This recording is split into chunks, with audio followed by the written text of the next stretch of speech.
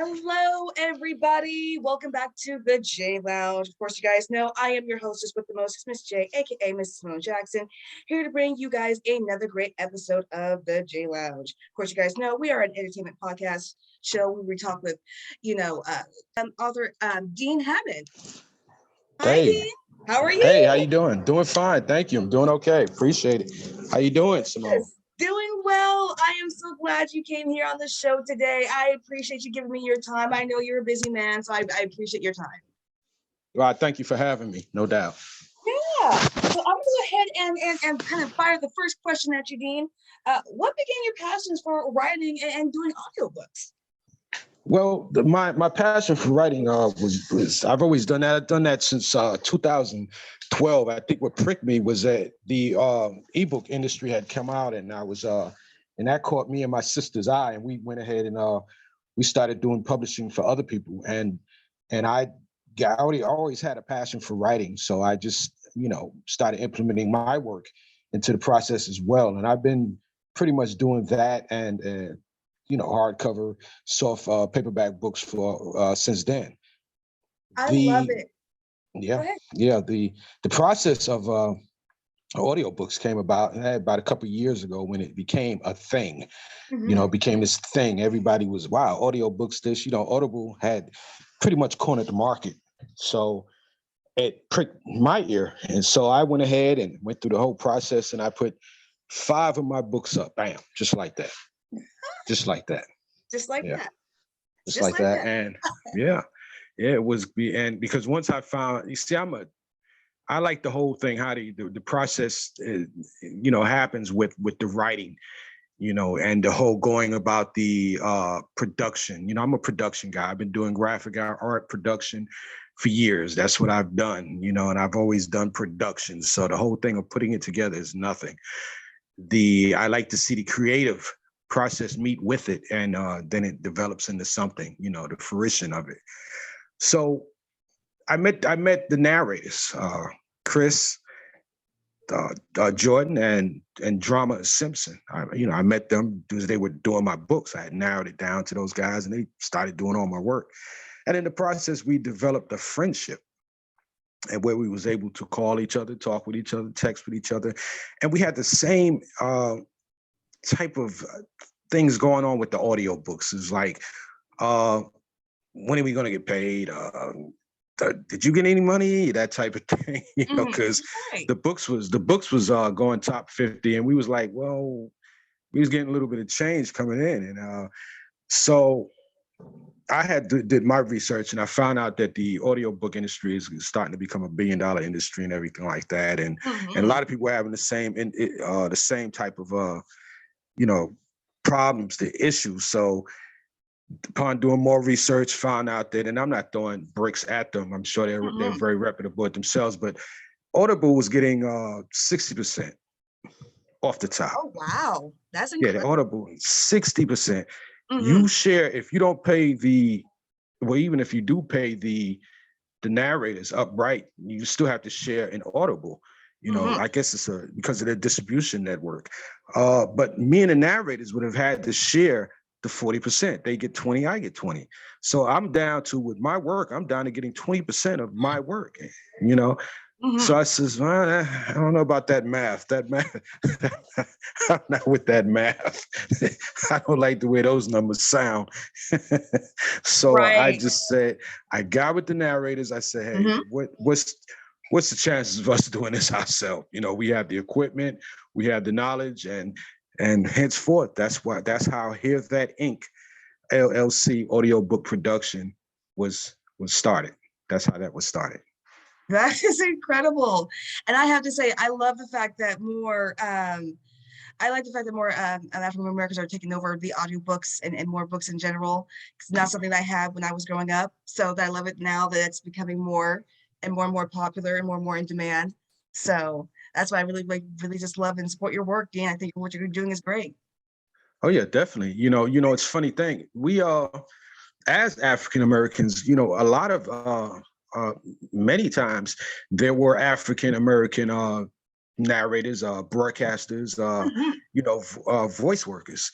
And to take it, it would definitely, it's going on this level. It's gonna go to the audiobook level because of the way the world is evolving, it's moving, and pretty soon it will be very difficult to have a book in your hand, much less use another device for the ebook. So to be able to listen to this thing, if you can just download and listen and go. So this is where it's going. I love it. It's going to graduate. So Yeah. at some point, it will be introduced more into the African American urban community. It's going to hit. It's Yes. definitely going to hit. So we want to put ourselves in line with it, so that when it does come, we want to have those services to be able to offer at an affordable rate, Right. because that's I what it comes agree. down to. You know what I mean? You can get your books done affordable with us. We're not trying Right. to. We're not trying. We're not. Bezos went to the moon. He went to space. We won't be able to go to space. Right. So we're not on those Right. numbers. We're able to offer you services that are affordable and give you good narrators, because automatically, Simone, we put out for narrators, and bam, we got 6, 7 off the top professional Black narrators, just like that. Bam. So Wow. evidently other people are wanting to do the same thing as well. There's like-minded individuals out there. So, Yeah, I get you. so I get you. yeah. Mhm. I love it. All right, let's continue on with this interview here. We're going on to number 2 question. What type of stories are you interested in bringing to the forefront? Well, it doesn't matter at this point. Right now, we're able to do a little bit of everything, and I say that because most of the narrators that we have come from diverse backgrounds. We have professional actors. We have professional narrators. Christian himself does. He does voiceovers for the Cartoon Networks. Drama has 50 plus books. We have a Kiara that's a professional actress, and we have professional singers. But what they have, the passion that they have, is the fact that they love what they do. They love acting. They love acting, voice acting. So we have. We're not necessarily into just doing one genre. We're open to everything. We're able to do. We have enough actors. Narrators to do everything. We can do everything. We can do horror, paranormal. Matter of fact, I'm out there now doing a Epidemic 2 7.3K is a post apocalypse type story. Right now we're doing some vampire stuff for another author. We're doing some private eye stuff, almost James Bond type stuff that we have on deck. So we're doing a little bit of everything. We're just having fun doing what we're doing. So we do everything. That's awesome. But let me interject this. The thing about it, when we do the voiceover, if we don't necessarily have to sound African American, what I mean? I'm excited to see. We just want you to get the voice. We want you to be caught up with the character. So we'll take the character wherever you want it to go, but you're gonna get more character first. You really might catch it trying to figure out, well, this guy, is it Black? Is he white? We want you to catch the character. We want you to be like, wow, he's really doing this, or she's really doing that. That's what we're more interested in at this point right now. I cannot wait to see. That's a lot, but it's exciting though. I cannot wait to see what more you guys do. I cannot wait. All right. Yeah. All right. Going on to the number 3 question. Name 3 authors that influenced your career and why. Oh, definitely. I'd probably my friends. I know them well. Wahida Clark. She's the queen of urban chick lit fiction, and she was my buddy. She pushed me into doing this when I didn't want to do it, actually, and she was like, "Look, you have talent. Go ahead and do it." And I went for it. I had always been in love with back in the day the Richard Wright, all those type of guys that the 50s Renaissance type stories. My mom used to read, so I used to read a lot of her stuff, even though she get on me because back then she's like, stop reading those books. You're not supposed to be reading those books. But I read them anyway, and I was 15 years old reading Donald Goines, and at the same time reading a little bit of Shakespeare. So, all those different influences in my mind had me going all over the place. So I grew up in the 70s, 60s, and the 70s. I'm pretty much older, you know, and I remember when the whole, I was from New York, so I remember when the whole rap thing started. So I became a writer. I started writing, and I've always written. I've always written stories, always put them together. I like the whole idea of things, you know, not the norm, you know, and you know, suppose this happened, you know, what would happen if we did this, you know? So I had some success with that, and so this book thing, doing books was me, is me just getting out there, you know, always asking the question, well, suppose this happened. Well, suppose this happened, you know. So that's who, you know, Wahida tapped into that with me, and you know, and I've always read Patterson, Badachi, you know, I've read that, and I love those guys. So those are my influences. But right now, I can honestly say Wahida is my biggest influencer. Nah, love it. Love it. And you guys come a long way. I mean, like you said, you've you know, started in Bronx. You said New York. You said New York. You started in New York. Yeah, New York City. I went to you know, it was way back. I remember when we used to have when this whole rap thing. I went to a school called the High School of Art and Design in New York City, and we did at that time. We weren't the best kids, but we all had one thing in common. We had art. You know, my best friends were graffiti artists. You know, I used to write graffiti.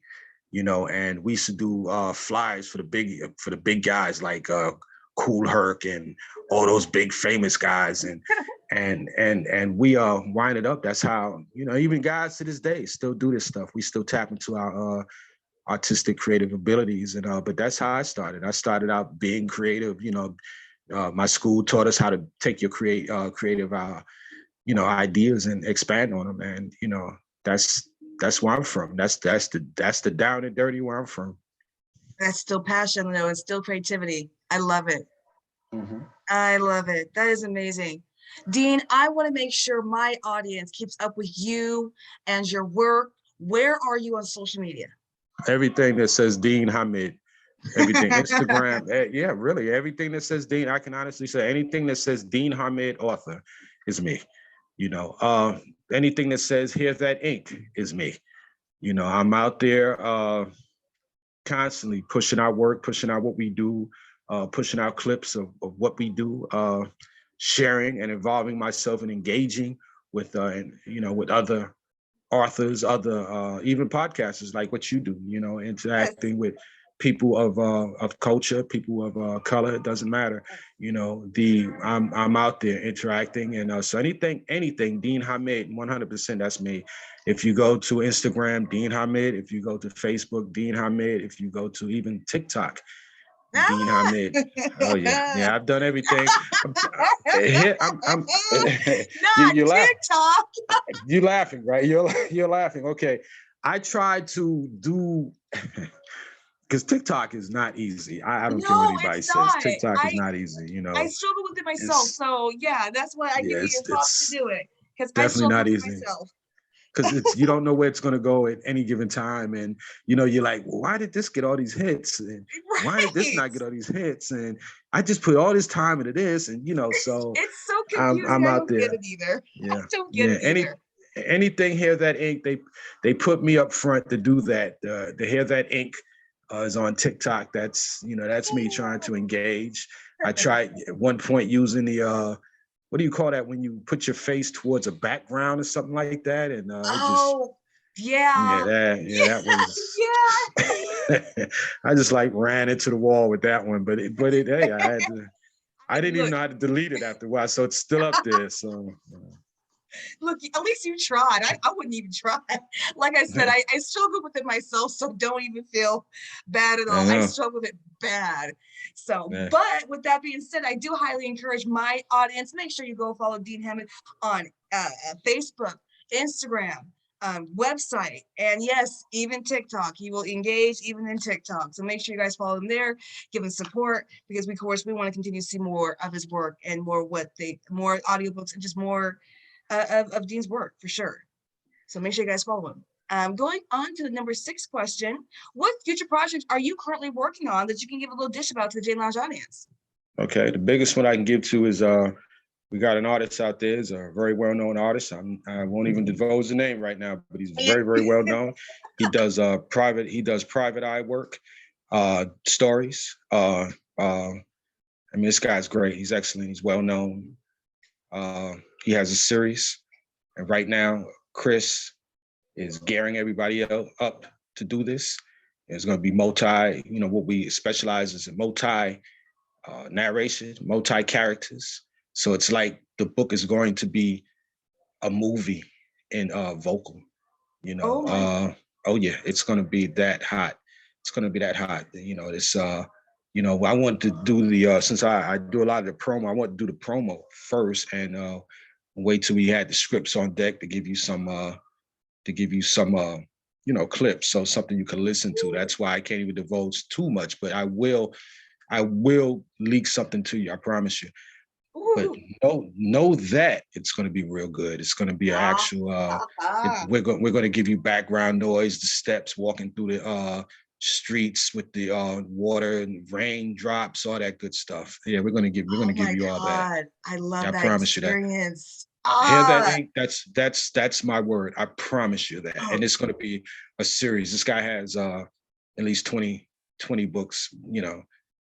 The 15 plus 20 books on deck.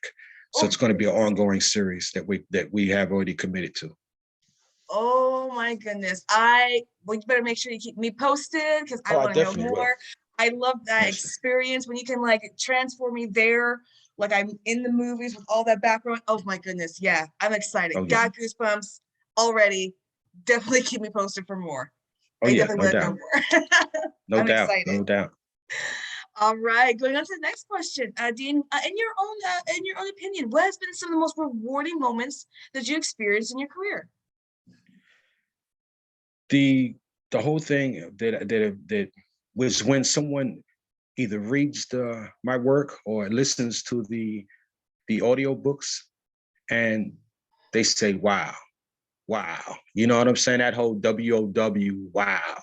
That was good. You know what I'm saying? That's when it hits. When you don't care about nothing else. Everything else is irrelevant. When you know you've got that wow out of them, then you've done a good job. We right now we have a real good anthology out called Five Tales from Gotham, and we've already clinched the market insofar as that it's the only African American urban anthology multi-narrated book ever. First of its kind. No one's never done it. It's the first of its kind, and we did it, and we did it good. And I listened to a lot of stuff. Me, Chris wrote a lot of it, and I listened to it, and I was like, wow. I said, this is good. I said, this is good. I love it. This is good. Wow, this is good. Yeah, this is good. Yeah, when it's like when the narrator was like peeping over your shoulder when you was writing this, and they're like, when they can verbalize what you came out of your mind, and they're taking it. They didn't know me from a can of paint, and wasn't there with me rather, and they aced it, and that's when you got something good going. That's when you got a good chemistry going. So, you guys might want to check out Five Tales from Gotham. Excellent anthology. Money is worth every single dime, worth every single nickel. I promise you that.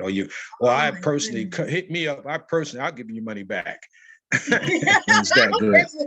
It's that good, man. It's that good. It's that good. Oh my gosh, that is incredible. The Five Tales of Gotham. We got that right? Five Tales from Gotham. From Gotham. Okay. Yes. Okay. I'm gonna need everyone in my audience to check that out because I'm for sure gonna check that out. When someone says it's that good, then it's that good. There's no arguments. So definitely gonna check that out. Oh yeah. And you heard it from Dean himself. He will give you your money back if you don't say, wow. So, guaranteed. If you don't get that wow moment out of it, there's no way. There's no way. You're going to get that from the first. These are narrators committed themselves. It was amazing. I didn't even think no more about narrators than just the speaking aspect. Even though I did a little broadcasting, but these guys here, they went out. They became the story, and it was unbelievable. they Oh my, became the story, and they interacted with each other. And that's the the miracle of how everything, when it comes together and becomes a really good product. That's when you've got something. So these guys that we have, oh, definitely, we've got the best. Five Tales from Gotham, y'all. Five Tales from Gotham. Make sure you guys check that out. Check it out. All right. Going on to the number 8 question. Dean, what goals do you still hope to accomplish in your career that you haven't yet? Well, we have, at some point, we like to take what we have, and of course, like anybody else, we like to develop it into film. Oh, of But course. but right now we'd rather niche this market that we actually have. And the good thing about it, we just don't do we have a children's book. We have a children's book on deck. We have a Black History book on deck. We have a mental health book on deck. So before we do anything, we like to niche and become one of the audiobook companies in the business insofar as what we do first. That's what we want to do. Then we can move on to something and be satisfied with what we want to do. We even thought about podcasting, but you have a lot of podcasters out there that do well. People do good with what they do. So right now we want to do good with what we do, and that's audiobook narration, definitely. And I think you guys are well on your way. Absolutely. Absolutely. If you guys can create chills like I just had, then you guys Oh are yeah, oh yeah. so well. Yeah, oh yeah. We're not even seeing each other. He knows it. He knows the chills are there. Then you guys are so well on your way. And I cannot wait to see more what you guys put out. And I definitely see a movie. I see the whole shebang. The whole shebang. Yeah, yeah. Absolutely. All righty. Going on to the next question there, Dean. For any aspiring, authors and audiobook authors out there listening, what advice would you be able to give them, for those hoping to have the same career that you are having? Well, you want to make sure that you read the fine print with all these different, and I'm not talking down towards any type of audiobook company. I'm not. I'm just saying read the fine print. Don't get caught up in what they're telling you in the big print. Read the fine print. There's a whole lot of fine print there. And if you're dissatisfied with this, that, and the third, you find out that sometimes you're not able to get out of this and you're stuck with what you have. So read the fine print before you commit to anything. That's one.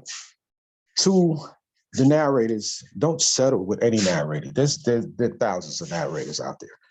There's thousands of narrators out there. And get what you want. Get the person that you're comfortable with. That's 2. 3, don't do it yourself. If you're not a professional, don't do it yourself. Don't do it yourself. You know Say what that I mean? a little bit louder for people. Yeah. If you're not a professional, leave it alone. Let the professionals handle it. Don't get caught up in, oh man, I can do this and that and this, with different services that may offer that, because those services are just spamming you. They know as well as that, there's certain services that you cannot do, especially when it comes to anything vocal, because you have to have the right equipment. You got to have you have to know how to speak in a sense. You got to be trained. You have to be a professional. And if not, you're going to waste a lot of money before you realize that. So I'll be screaming at people, please get somebody, read the fine print. You know what I mean? Read into this, Google, do what you got to do. Yes. But don't jump into anything. And I'm saying that, and I tell them all, you might not get with us, but get with somebody that you feel comfortable with being with, and read the fine print. So that's my big thing. Read, if I can keep saying it over and over, read the freaking fine print. Read the fine print. But I totally agree with you though. And I feel like that's for any career across the board. Before you jump into anything, read the fine print. The big print might look all pretty and fancy like, and it might be saying all the words you want to hear, but read the small fine print. Because that's where the real contract lies, is in that fine print. I completely agree with that. I completely agree with that. All right. Going on to the last question there, Dean. What are some of your passions outside of audiobooks and writing? Well, I use my hands. I'm a hard worker. I'm a welder as a career minded. I like working with metal and stuff like that. pretty much anything production, book, art related in regards to production, putting together. I T-shirts, anything. I've done all types of printing work, anything that has ink, anything that has color, and anything that's putting it together. That's what I'm about. I like that, and I'll go to the ends of the earth to pursue that. I like anything artsy. I'm an artsy person. I like museums. I like that. I like art galleries. You know what I'm saying? I like that stuff. People might see that as, corny or whatever the case. I like that. That's my thing. I like looking at art for a while and seeing where it's at, where it came from. And my biggest thing is watercolor. I love watercolor. Oh yeah. Oh yeah. I like that watercolor. That is to me the best type of watercolor. It's so pretty. I'm right there with you. I'm an artsy person too. I'm at my happy place if I'm at museums, art galleries, things like that. Things, that creativity is blooming, because then you'll feel creative. You'll kind of feel inspired by that creativity. That's what I like. So I'm with you on that one. I am so with you. Okay, well, I need to catch up with you sometime and bring you to a gallery. Yes, that would be nice. That would be nice. I am so open for that. We don't have many. I'm over here in Seattle, Washington. We don't have, well, we actually have a few, but I would love to go and see New York's finest galleries. That would be so cool. That would be. You're actually near where drama is in Portland. Yeah.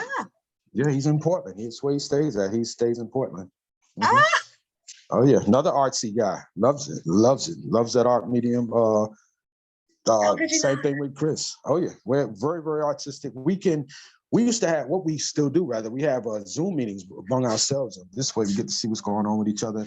We'll stay on. The meeting might last 15, 20 minutes. We'll stay on another whole 45 minutes just talking art stuff, different things. That's what, Oh, I love that. Yeah. How stimulating is that? Honestly. Honestly, that's what I want to be. Yes. Oh yeah.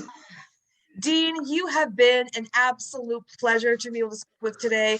I cannot wait for my audience to hear more. Yeah, of course. I can't wait for my audience to hear more of your work. I cannot wait to see and hear more of your work. I'm really, really excited. Again, I want everyone, Five Tales from Gotham, check that out. I still got goosebumps from that description, so I'm definitely going to check it out myself. So, but yeah, make sure you guys continue to support Dean and his work, and like I said, follow him on social media. And yeah, I appreciate you giving me your time today, Dean.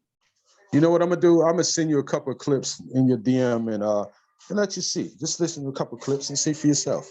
I'm so excited. I look forward to it. All right. Well, of course, you guys know I've been your hostess with the mostest, Miss J, aka Miss Simone Jackson, here to bring you guys another great episode of the J Lounge. Of course, I want to thank my amazing guest, Dean Hamid, one more time, and I want to thank everyone for listening in. Till then, until I bring you guys another great episode, I hope everyone enjoys your guys' Sunday. Please enjoy your Memorial Day, and I'll be back soon with another great episode of the J Lounge. Till then, bye, everybody.